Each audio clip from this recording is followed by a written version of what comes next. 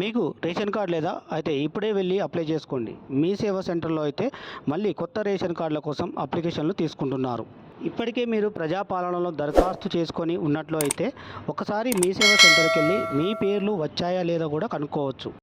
పాత ration card ఉండి ఆ కార్డులో కనుక మీ పిల్లల పేర్లు మీ కుటుంబ సభ్యుల పేర్లు కనుక లేనట్లయితే ఇప్పుడు మీ సేవా సెంటర్ ద్వారా మనము కొత్తగా పిల్లల పేర్లు కానీ మన కుటుంబ సభ్యుల పేర్లు కానీ నమోదు చేయించుకోవచ్చు.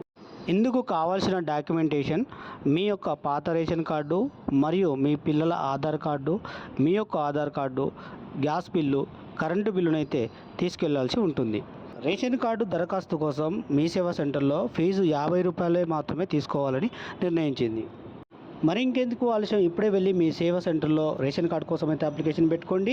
ఈ వీడియో కనుక మీకు నచ్చినట్లయితే లైక్ చేయండి, సబ్స్క్రైబ్ చేయండి, షేర్ చేయండి.